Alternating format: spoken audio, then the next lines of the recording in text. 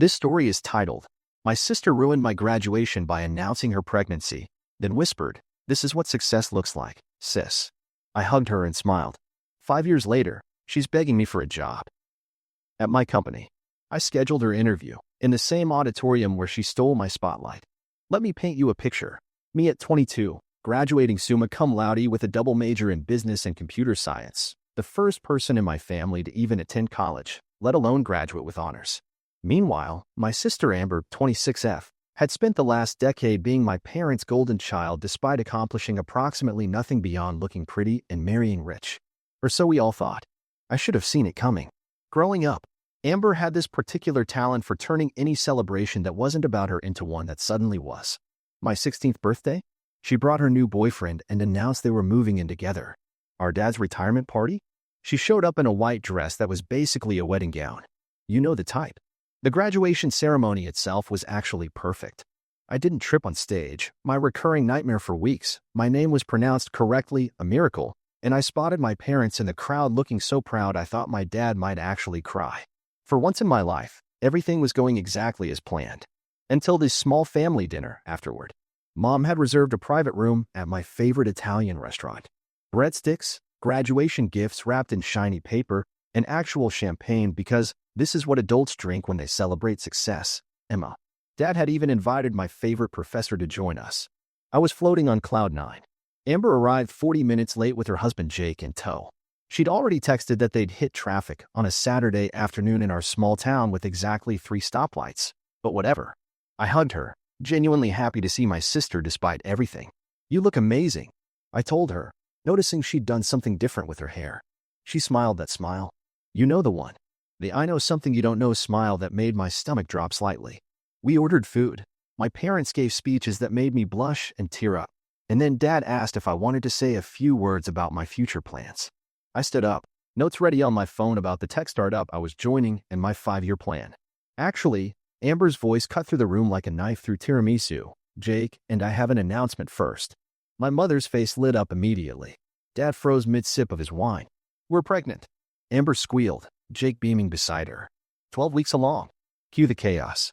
My mother burst into tears. Dad knocked over his wine glass, rushing to hug them. My professor looked extremely uncomfortable. And me? I stood there, phone in hand, speech forgotten, watching my graduation dinner transform into Amber's baby shower before my eyes. As everyone crowded around her, Amber caught my eye across the table. She walked over for what I thought would be a sisterly hug. "Congratulations," I managed, forcing a smile so tight my face hurt. She leaned in close, whispering in my ear as she embraced me. "This is what success looks like, sis. Degrees are nice, but family is what really matters." I hugged her back and smiled. What else could I do? That familiar hollow feeling spread through my chest, the same one I'd felt at every birthday, every achievement, every milestone that should have been mine to celebrate. My carefully prepared speech about the startup remained unsaid. My 5-year plan, tucked away on my phone, suddenly seemed childish and unimportant as everyone fussed over Amber's ultrasound photos that had coincidentally made it into her purse. I slipped away from the table to the bathroom and stared at my reflection. "Congratulations, graduate," I whispered to myself, trying to hold back tears. The worst part wasn't even the anger, it was how routine this feeling had become. How I'd learned to expect it. 2 weeks later, I packed my car and moved 3 states away to start my job at the tech startup. No big farewell party. Amber wasn't feeling well that day. Just a quiet breakfast with my parents and promises to call often. As I drove away, watching my hometown shrink in the rearview mirror, I felt something I hadn't expected: relief. Maybe this time, with hundreds of miles between us, I could finally build something that was just mine. The startup job was, well, startup why? You know what I mean. Cold brew on tap, beanbag chairs nobody actually sat in, and that constant low-grade anxiety that funding might dry up any minute. But I loved it. For the first time in my life, my ideas mattered. My voice was heard. My achievements weren't immediately overshadowed by whatever shiny thing Amber was doing that week. I threw myself into work with the kind of desperate enthusiasm that makes senior developers exchange concerned glances. "Emma's still here," became a running joke as security found me coding at 2 a.m. Again, what they didn't understand was that I wasn't just building software. I was building a life that was entirely mine. Meanwhile, back home, Amber's pregnancy updates dominated every family call. Mom created a dedicated group chat just for baby journey updates, complete with weekly bump photos and nursery decoration polls. I muted it after day 3 but checked in occasionally to post the required heart eye emojis. When are you coming to visit? Mom would ask during our weekly calls. Amber's getting so big now. Soon, I'd lie, finding increasingly creative excuses. Deadlines. Server migrations. A mysterious stomach bug that lasted just long enough to miss the baby shower. The truth? I couldn't bear to watch everyone orbit around Amber again.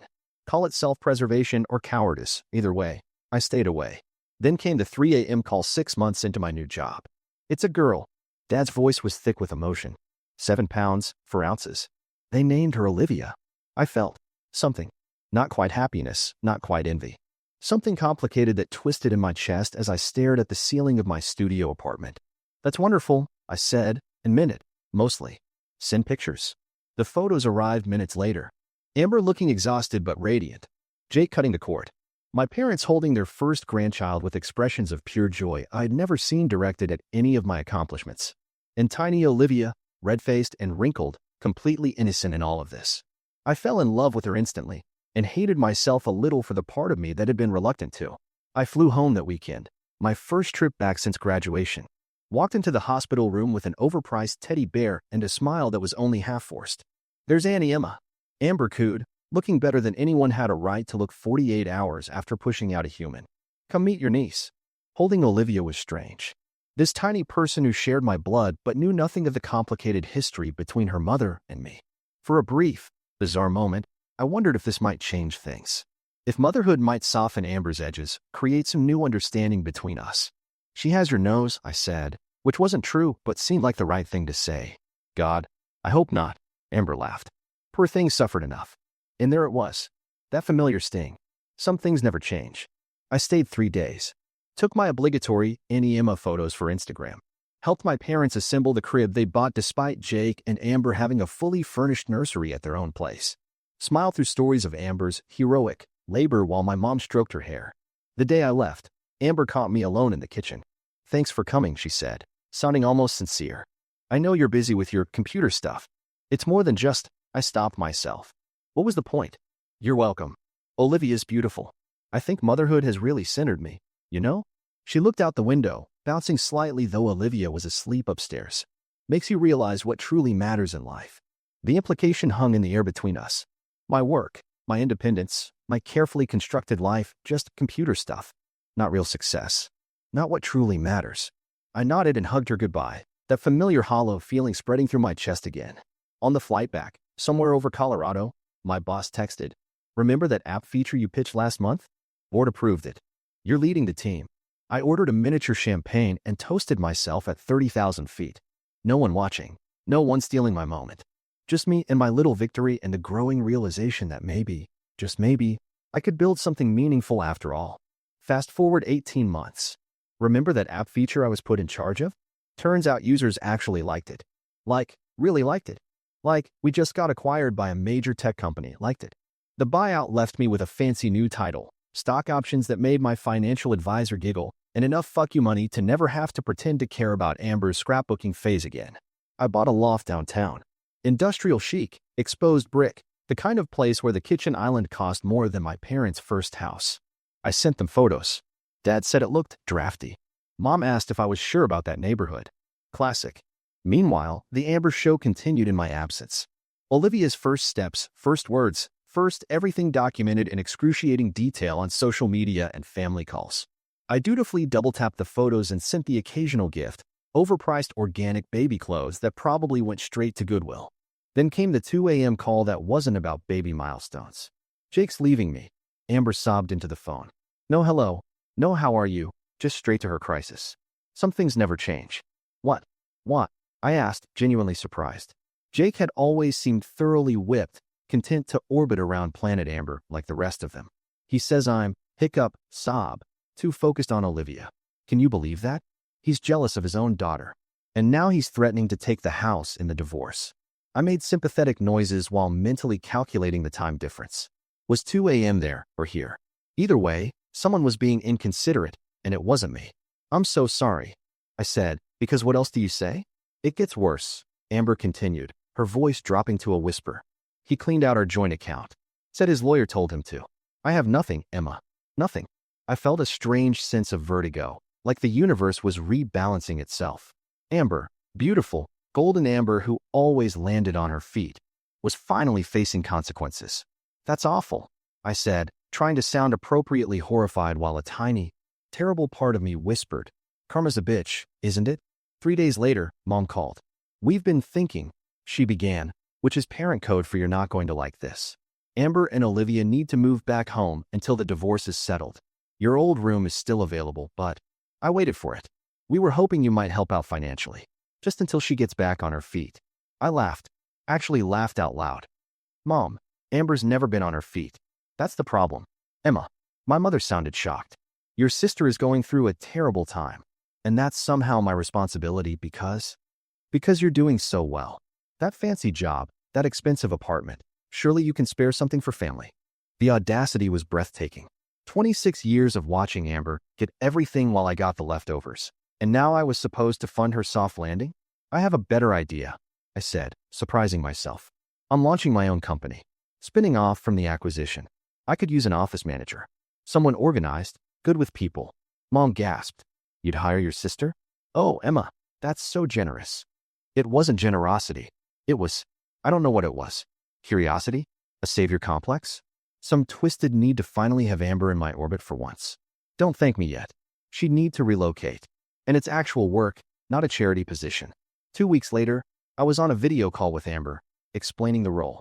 She nodded along, Olivia screaming in the background, my parents hovering just off camera. "So, I'd be working for you?" she asked, her tone making it sound like I'd suggested she clean toilets with her toothbrush. "With me?" I corrected, though we both knew that was bullshit. "Starting salary is competitive. Full benefits. Daycare stipend." She bit her lip. "I don't know, Emma." Moving across the country, uprooting Olivia. Dad leaned into frame. "Your sister is offering you a lifeline here, Amber." "I know, but what?" I snapped, patience evaporating. "Your other offers are just pouring in? The modeling career taking off at 28? The rich husband waiting in the wings?" Dead silence. Mom's hand flew to her mouth. "That was uncalled for," Dad said, voice cold. "Was it? Because from where I'm sitting, I've bent over backward my whole life to accommodate Amber's feelings while everyone ignored mine. I'm offering a genuine opportunity here, and she's acting like I'm asking her to beg on the street." "We just thought," Mom began, "since you have so much now, you might be willing to help without strings attached. Maybe buy them a small house near us. Just until." "Until what?" My voice was getting louder. "Until Jake comes back? Until she marries the next sucker? Until Olivia graduates college? When exactly does my obligation to fund my adult sister's life end?" Amber's face crumpled.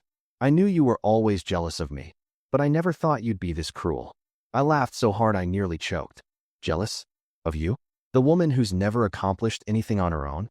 Who's now crawling back to mommy and daddy because her meal ticket walked out? That's rich, Amber. Really fucking rich." "Language," Mom gasped. "Olivia is right here." "Oh, I'm sorry." Heaven forbid little Olivia learned that actions have consequences. Something her mother clearly never figured out. Dad's face went purple. "That's enough, Emma. If you can't speak respectfully to your sister during the worst time of her life, maybe we should take a break from these calls." "Fine by me," I said, ice in my veins. "The job offer stands for 2 weeks. After that, you're on your own." I ended the call before they could respond, then hurled my coffee mug against the wall. It shattered spectacularly, dark liquid running down my pristine white paint like blood. My phone buzzed immediately. Text from Mom. "I've never been so disappointed in you. After everything we've done." I typed back. "What exactly have you done for me, Mom? Besides teach me that nothing I accomplish will ever matter as much as Amber's feelings?" Delivered. Read. No response. 3 days of silence followed. Then a week. Then 2. The job offer expired. I hired someone else, more qualified, less complicated. Life went on. On Thanksgiving, I sent a perfunctory "Happy Holidays" text to the family group chat. Mom replied with a photo of Amber, Olivia, and my parents around the turkey. "Wish you were here." The caption read, though we all knew that was a lie. "I spent Christmas in Bali with 2 developers from my team. Posted gorgeous beach photos that got hundreds of likes, but not one from anyone sharing my DNA." The radio silence hurt, but also didn't. Like lancing a boil that had been festering for years. The pain was cleansing, clarifying. For the first time, I wasn't pretending everything was fine while Amber took center stage. My company launched in January. We made TechCrunch, then Forbes, then the front page of the business section in my hometown newspaper. I know because an old high school teacher sent me the clipping with a note. Always knew you'd go far. I wondered if they saw it, my family. If they felt a flicker of pride or just more resentment that I was doing well without them.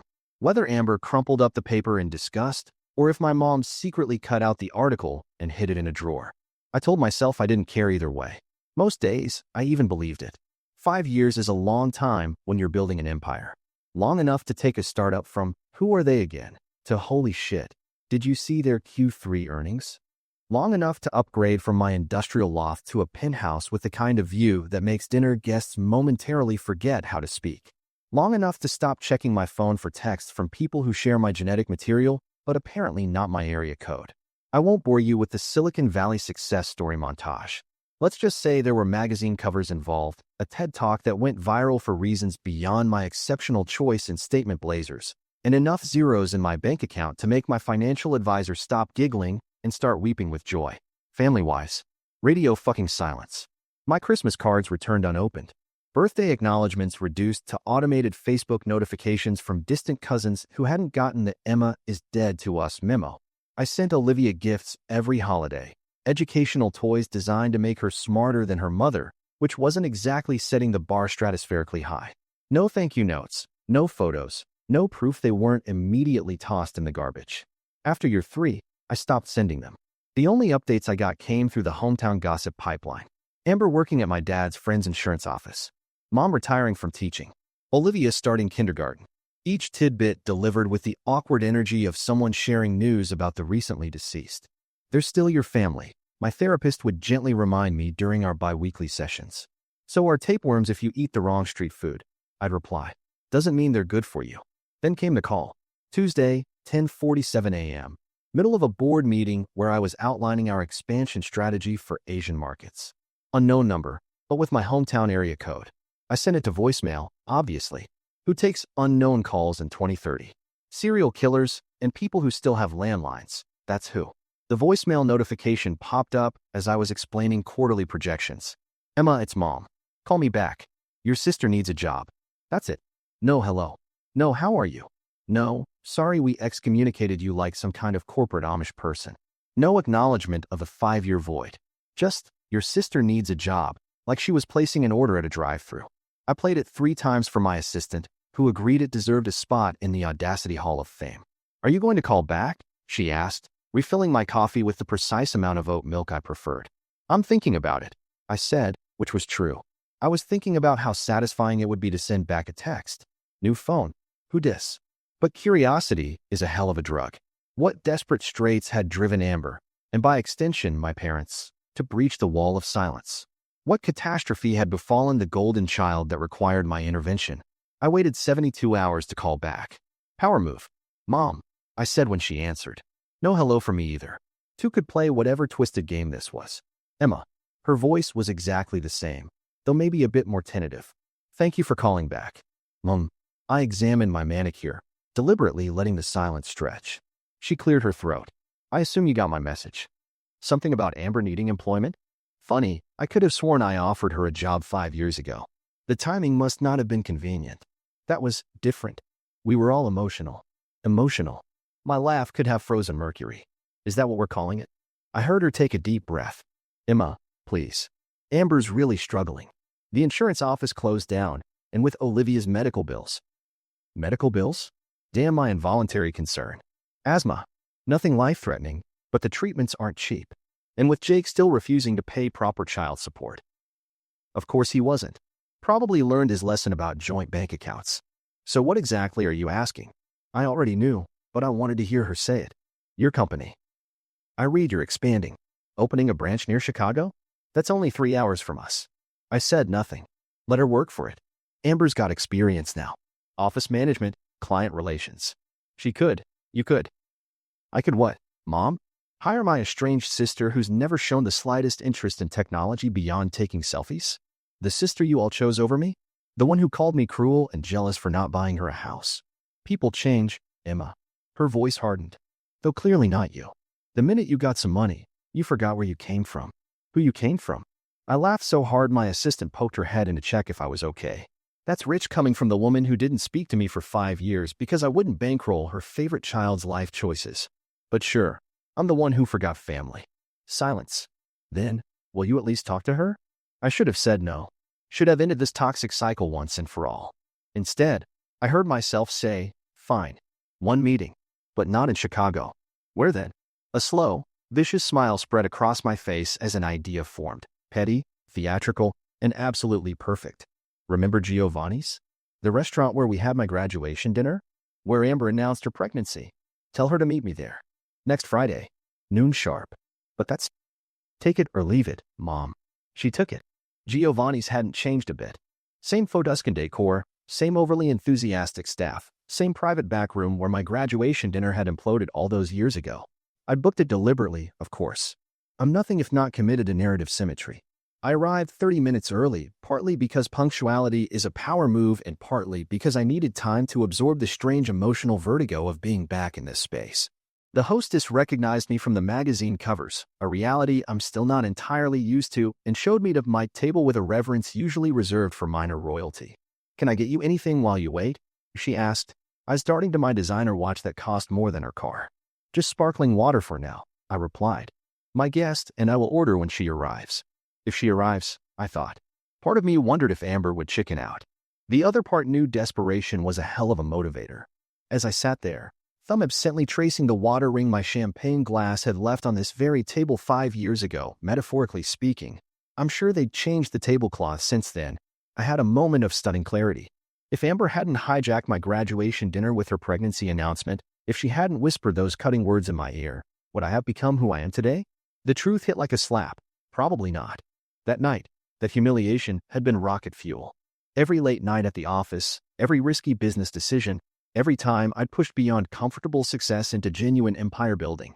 All of it propelled by that moment when I'd been made to feel small. What a mindfuck to realize you owe part of your success to the person who tried to diminish you.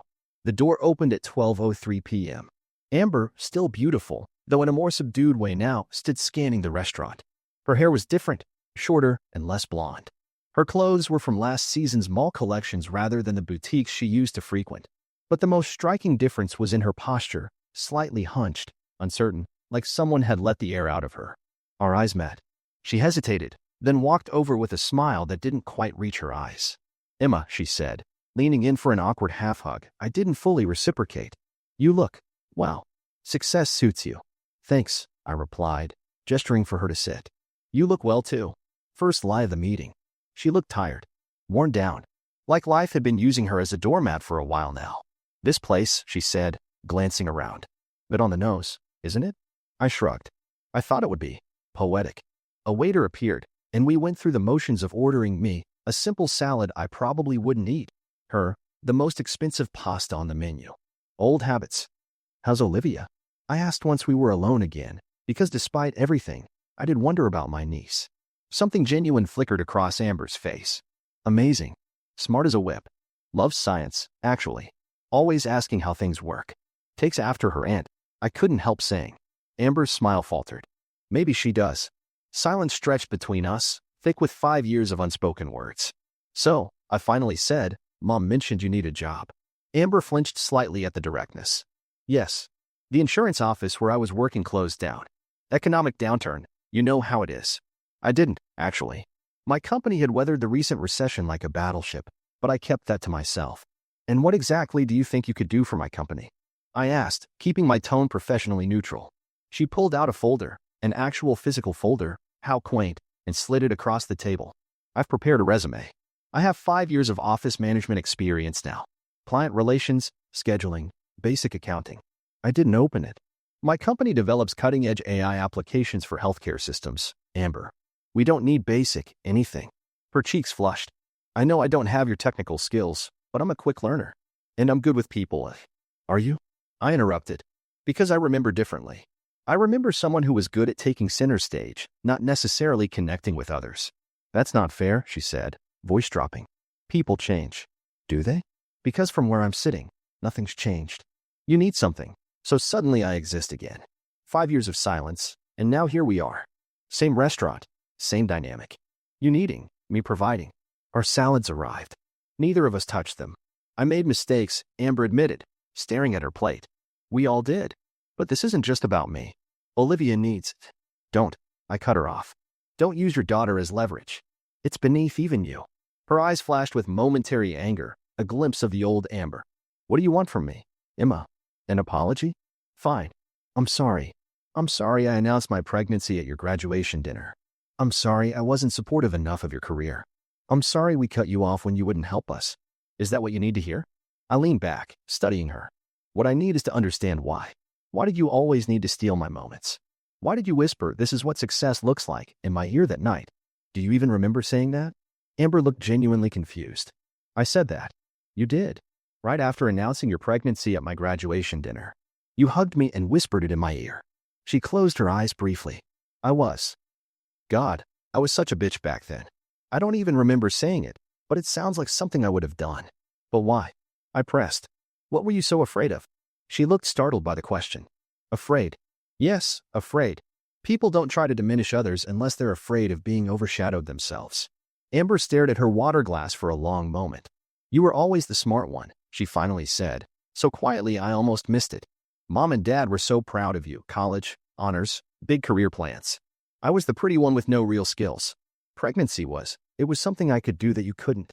Something that would make them look at me the way they looked at you. The honesty was unexpected, disarming. And now? I asked. Now I'm a single mom with an outdated skill set begging my estranged sister for a job. She laughed hollowly. Karma's a vindictive bitch, isn't she? I didn't disagree. Look, she continued. I know we can't go back to being sisters. Too much has happened. But I'm asking, no, I'm begging for a chance to prove myself professionally. No special treatment. Entry-level position. Whatever you think I'm qualified for. I opened her folder. Scanned her resume. It was exactly what you'd expect. Basic office skills. No technical knowledge. Nothing that would justify her taking a position someone more qualified could fill. I can't hire you, Amber, I said finally. Her face fell. Because you hate me? No. Because you're not qualified. And because hiring someone solely based on family connection would be a betrayal of everything I've built. My company succeeds because we hire the best, not the most convenient. So that's it. Tears welled in her eyes. You got your revenge? Brought me all the way here just to reject me in the same place I supposedly ruined your life. I shook my head.